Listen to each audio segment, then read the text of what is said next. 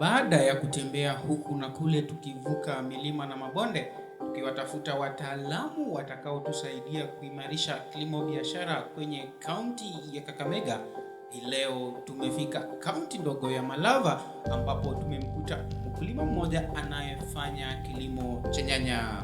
Imekuwa historia duni ya kwamba nyanya haziwezi kufanya maeneo ya Kakamega, lakini huyu anatuambia ya kwamba ukishirikiana na wataalamu utafaulu. Na ndio maana tukakutana na mtaalamu mmoja wa kampuni ya Syngenta akitujuza jinsi ya kukuza nyanya.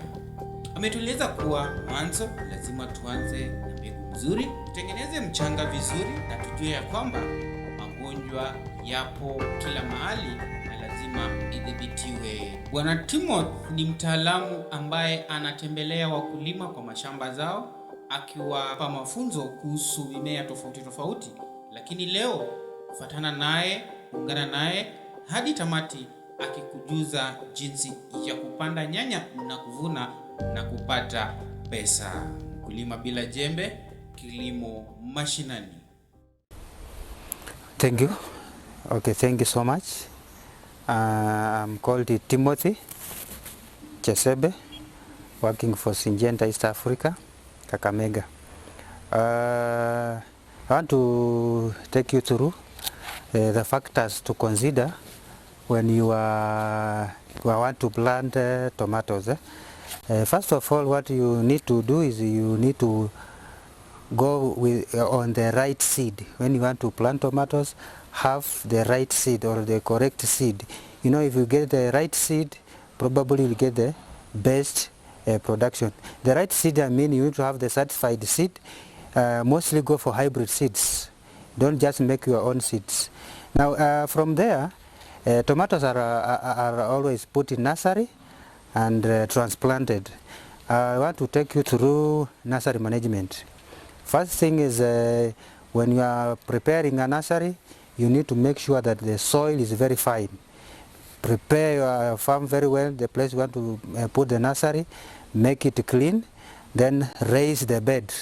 We raise the bed because maybe erosion and to avoid from other crops if they are around, they can bring diseases and pests. So you raise the nursery to avoid the erosion.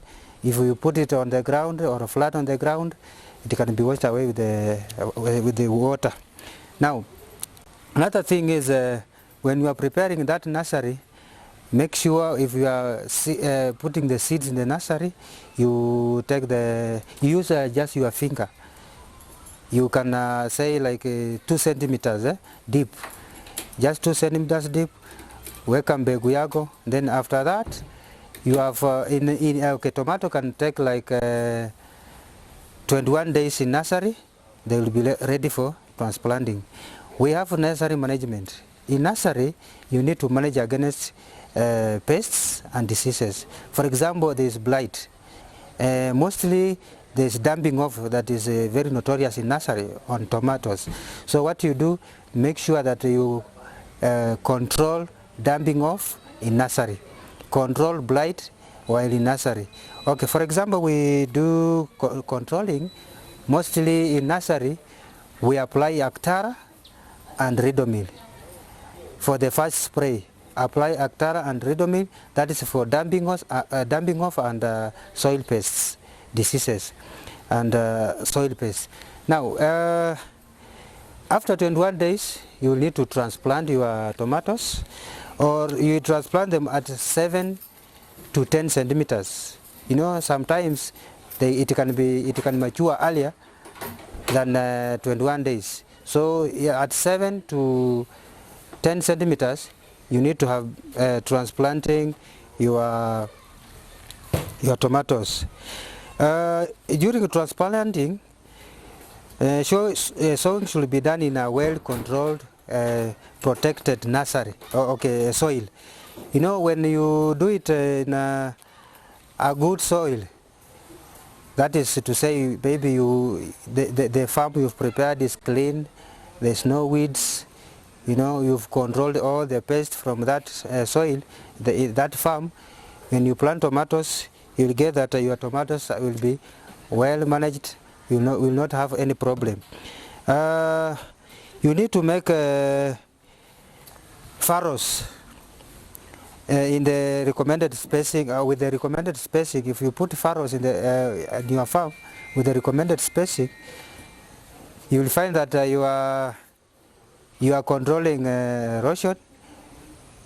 Your tomatoes will not be okay. Tuseme population itakuwa juu sana, so kama population haiko juu sana, kucontrol blight pia inakuwa rahisi sana katika ile shamba yako. Alafu kitu kingine ni seedlings are transplanted in a furrows, and it is they are transplanted in a very very fine soil. Kama mchanga ni mzuri, umetengeneza mchanga vizuri, umetoa hizo mchanga mzito mzito, umetengeneza soil imekuwa very fine, when you transplant your seedlings, it will be okay. Okay, wakati uta transplant pia, you need to make sure that you have enough water. If there is no rain, and if there is rain, it's good. And if there is no rain, make sure that you have enough water for your crops to grow well. It requires well as control early. It requires well rainfall or water for growth. If you want to use fertilizer, we recommend to use any fertilizer, any planting fertilizer. What that you want to use any planting fertilizer. If there is that fertilizer that is specifically for tomatoes, then it's well and good. But for planting, use any planting fertilizer. And even top dressing, you can top dress with any top dressing fertilizer. But you also have to use if you want to have your leaves are not it's not vegetative, you can use foliar feed. There are so many foliar feeds fertilizer on the market, so you can use them. Some tomatoes are supported, or staking, others are not supported. So you need to know which variety have you planted, right? Maybe umefikia harvesting. During harvesting, always harvest your tomatoes kama ziko brown.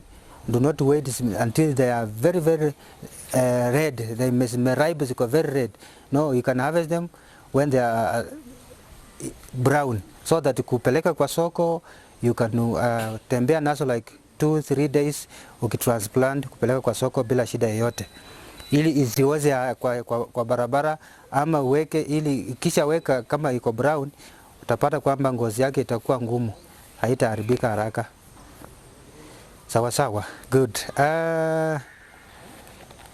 Wakati umepanda tomato zikiwa kwa shamba, challenge kubwa kwa tomato inakuanga ni blight.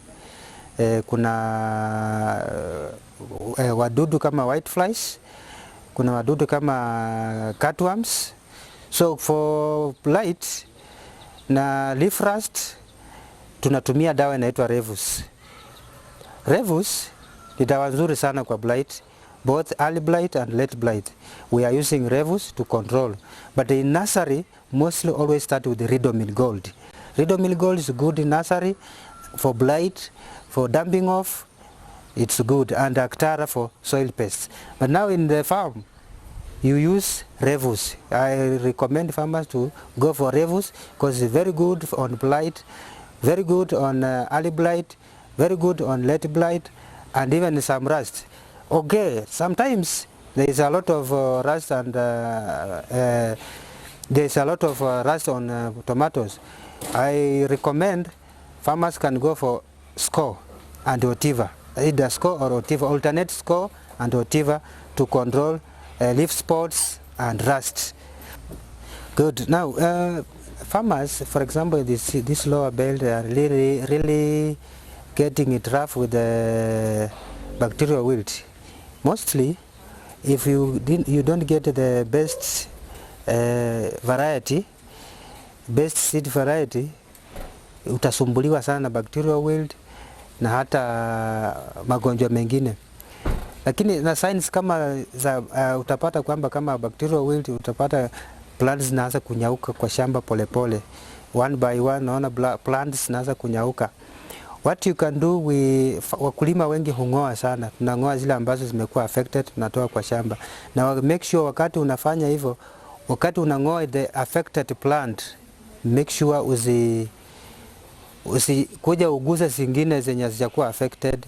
Juu ukiguza utakuwa umetransmit hiyo ugonjwa kutoka kwa zile affected to the unaffected plants. So make sure that una sterilize. Kama ni ile chombo unatumia kufanya pruning, make sure you sterilize. So ukianza kuona zimenyauka tayari pikia mtaalamu simu ama tafuta mtaalamu akuja aone ni nini, alafu akusaidie katika upande ule.